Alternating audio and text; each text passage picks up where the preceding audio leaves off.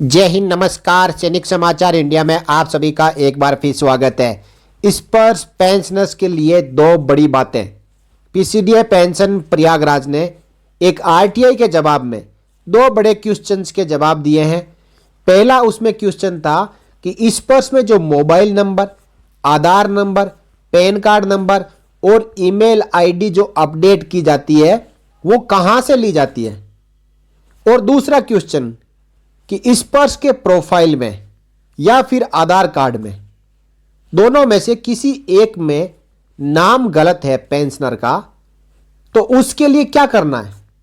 ये दोनों क्वेश्चन पहले बने हुए थे। किसी को पता नहीं कि जो इस पर्स mobile number, email ID, Aadhaar card number और पैन कार्ड नंबर अपडेट करता है वो जानकारी किससे ली जाती है। क्या रिकॉर्ड ऑफिस से पूछा जाता है, या पेंशनर अपनी एप्लीकेशन भेजता है उससे अपडेट करता है, या फिर पीसीडीए के अंदर जो डाटा अवेलेबल है उससे अपडेट करता है, या फिर बैंकों से मंगवाता है। तो इसका जवाब भी आ चुका है।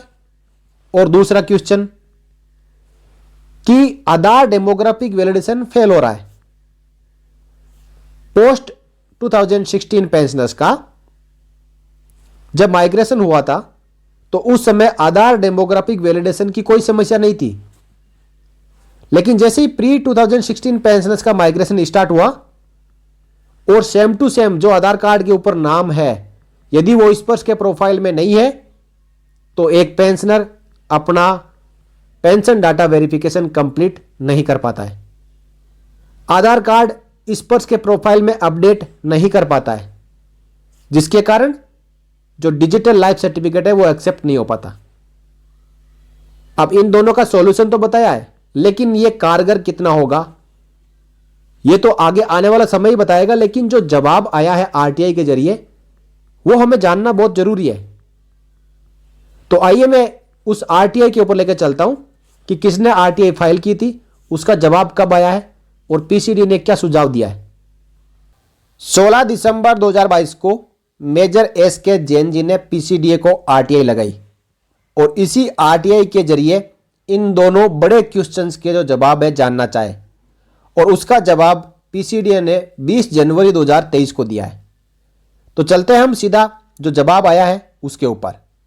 यह है साथियों दोनों क्वेश्चंस का जवाब, जिसमें लिखा हुआ है सूचना का अधिकार अधिनियम 2005 के अंतर्गत सूचना श्री एस के जैन, जिसमें उनके पत्र का हवाला दिया जा रहा है जो कि 20 दिसंबर 2022 को पीसीडीए को लिखा गया था। उसमें जो पहला क्वेश्चन है कि जो Aadhaar number, PAN number, mobile number और ईमेल आईडी ये कहां से ली जाती है, तो उसके बारे में पीसीडीए ने बताया है this office is obtaining oblique asking, यानी ये ऑफिस प्राप्त करता है या फिर पूछता है डाटा। कौन कौन सा?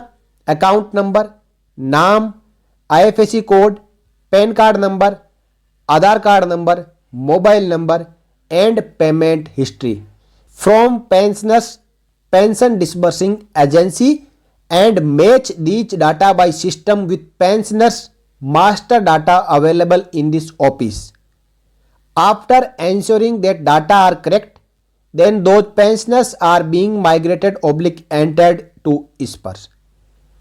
यानी जो अकाउंट नंबर, पेंशनर का नाम, IFSC code, PAN card number, Aadhaar card number, mobile number और पेमेंट हिस्ट्री को पेंशनर के पीडीए में सीपीपीसी हो सकती है, बैंक भी हो सकता है, पोस्ट ऑफिस भी हो सकता है, इनसे मंगवाया जाता है। उन डाटा को जो पेंशन फाइल यानी master data PCDA pension Prayagraj में अवेलेबल है उसके साथ में मैच किया जाता है।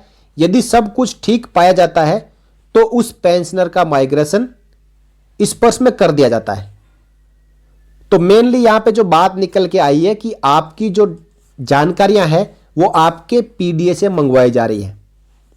दूसरी बात कि यदि किसी पेंशनर का माइग्रेशन इस पर्स में कर दिया जाता है और उसके या तो प्रोफाइल में उसका नाम गलत है या फिर उसके आधार कार्ड के ऊपर नाम गलत है, तो उसके लिए क्या प्रोसेस है ताकि वो अपना नाम सही करवा सके और उसका इस पर्स में माइग्रेशन के बाद आधार डेमोग्राफिक वैलिडेशन सक्सेसफुल होते हुए पेंशन डाटा वेरिफिकेशन भी सक्सेस हो सके। उसके लिए पीसीडीए ने बताया, request to correct the name of the pensioner in the SPARSH data according to Aadhaar may be carried out with the help of respective station headquarter, record office, head of office. Whereas name in Aadhaar card according to PPO may be corrected with the help of CSC available in their locality. यानी यदि आधार card के अंदर जो नाम है वो आपके पुराने पीपीओ या फिर सर्विस पर्टिकुलर के मुताबिक सही है, जबकि आपके स्पर्श के प्रोफाइल में नाम गलत है, तो आप स्टेशन हेडक्वार्टर, रिकॉर्ड ऑफिस या हेड ऑफ ऑफिस के जरिए अपना नाम सही करवा पाएंगे। यानी आपको स्टेशन हेडक्वार्टर में जाना पड़ेगा या फिर रिकॉर्ड ऑफिस में जाना पड़ेगा या फिर हेड ऑफ ऑफिस, जो डिफेंस सिविलियंस होते हैं उनको अपने ऑफिस में जाना पड़ेगा। वहां पे जो ऑफिस के अंदर यूजर आईडी और पासवर्ड उनको जो मिला हुआ है, उनको अथॉरिटी है कि वो आपका नाम स्पर्श के प्रोफाइल में सही कर सकते हैं। अब यदि आपके स्पर्श के प्रोफाइल में नाम सही है लेकिन आधार कार्ड में नाम गलत है, तो आपको आधार कार्ड में अपना नाम सही करवाना पड़ेगा। उसके लिए आप अपने नज़दीक के कॉमन सर्विस सेंटर में जाएं या फिर आधार सेंटर में जाएं, वहां पे आधार कार्ड में अपना नाम स्पर्श के प्रोफाइल के अनुसार करवाएं। नाम बिल्कुल सेम होना चाहिए, ना तो एक स्पेस कम ना एक स्पेस ज़्यादा, ना कोई फर्स्ट मिडल और लास्ट नेम में कोई बदलाव। जैसा आपका स्पर्श के प्रोफाइल नाम है वैसा ही आधार में होना चाहिए, जैसा आधार में वैसा ही स्पर्श के प्रोफाइल में होना चाहिए, तभी आप इस बड़ी समस्या से छुटकारा पा सकते हैं। अब एक जो यहां पे बड़ी बात कही गई है उसको आप ध्यान से समझ लेना।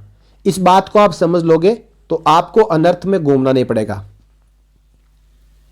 If pensioner's name is correct in data sheet oblique PPO but doesn't match with the Aadhaar card and Aadhaar number is already available in data sheet, there is no need to change name in Aadhaar card. Pensioner can still submit life certificate through जीवन प्रमाण। मैंने आपको पहले ही कहा था कि post 2016 जो pensioners है उनका आधार नंबर पीसीडीए स्पर्श की टीम अपने आप फीड कर देती थी, लेकिन प्री 2016 पेंशनर्स का आधार नंबर पीसीडीए खुद फीड नहीं कर रहा है। यह पूरा का पूरा काम पेंशनर के ऊपर डाल दिया है, पेंशनर के ऊपर छोड़ दिया है कि पेंशनर अपना जो आधार नंबर है वो स्पर्श के प्रोफाइल में अपडेट करेगा। तो उसी बात को यहां पे कहा गया है कि यदि आप स्पर्श में लॉगिन करते हो और आपके स्पर्श के प्रोफाइल में आप देखते हो कि आपका आधार नंबर अपडेट किया हुआ है, अब चाहे आपका स्पर्श के प्रोफाइल में और आधार में आपका नाम मैच नहीं भी कर रहा है, तो आपको कुछ भी करने की आवश्यकता नहीं है। आप अपना लाइफ सर्टिफिकेट डिजिटल तरीके से स्पर्श के जरिए या फिर कॉमन सर्विस सेंटर के जरिए या स्पर्श सर्विस सेंटर के जरिए किसी भी तरीके से आप जमा कर सकते हो। आपका डिजिटल लाइफ सर्टिफिकेट एक्सेप्ट हो जाएगा। प्रॉब्लम उनके लिए है कि जिनके स्पर्श के प्रोफाइल में माइग्रेशन के बाद जब पहली बार पेंशनर लॉगिन करता है अपने प्रोफाइल में, अपने स्पर्श के अकाउंट में, तो वहां पे उसको आधार नंबर यदि नहीं अपडेट किया हुआ मिलता है तभी समस्या खड़ी होती है। तो यह दोनों बातें आप समझ गए होंगे। अब तीसरा इन्होंने क्वेश्चन, क्योंकि क्वेश्चन हमारे सामने नहीं है, लेकिन तीसरा क्वेश्चन उन्होंने पूछा था कि बिना आधार में जो नाम और पीपीओ के साथ में जो नाम मैच किए, केवल और केवल आधार नंबर अपडेट करने की सुविधा स्पर्श द्वारा पेंशनर्स को प्रोवाइड करनी चाहिए, जैसा कि पोस्ट 2016 पेंशनर्स के लिए हुआ था। तो उसके बारे में पीसीडीए ने जवाब दिया, as and when any change in the existing procedure is being examined the same will be circulated on official website of this office. यानी ऐसा कोई प्रोसेस या प्रोसीजर पीसीडीए द्वारा लागू किया जाएगा जिसमें आपको नाम टैली ना करते हुए, आधार और पीपीओ के साथ में नाम को मैच ना करते हुए, केवल और केवल स्पर्श के प्रोफाइल में आधार नंबर अपडेट करने का ऑप्शन प्रोवाइड किया जाएगा। तो इसकी जानकारी सबसे पहले पीसीडीए पेंशन प्रयागराज की वेबसाइट के ऊपर दे दी जाएगी। तो साथियों, ये थी आपके लिए बहुत ही बड़ी जानकारी। पीसीडीए पेंशन प्रयागराज की वेबसाइट पिछले कुछ दिनों से नहीं चल रही है। इसका कोई कारण पीसीडीए ने अभी तक नहीं बताया है। तो जैसे ही चलेगी आप ट्राई करेंगे तो वो अपने आप ओपन हो जाएगी। कुछ इश्यू हो सकता है, कुछ अपडेशन हो रहा होगा, तो इसके बारे में कोई अपडेट अवेलेबल नहीं है। और जैसे ही कोई अपडेट आएगी तो आप सबके साथ में ज़रूर शेयर की जाएगी। मेरे द्वारा दी गई जानकारी आपको अच्छी लगी हो तो वीडियो को लाइक कर सकते हैं, ज़्यादा से ज़्यादा शेयर कर सकते हैं। सैनिक समाचार इंडिया चैनल का हिस्सा बनने के लिए आप चैनल को सब्सक्राइब कर सकते हैं, बिल्कुल मुफ्त में, बिल्कुल फ्री में। इस वीडियो में इतना ही। आपके वेलफेयर और आपके कल्याण से जुड़ी हुई एक और जानकारी के साथ एक नए वीडियो में हाजिर होऊंगा। तब तक के लिए जय हिंद, जय भारत, वंदे मातरम।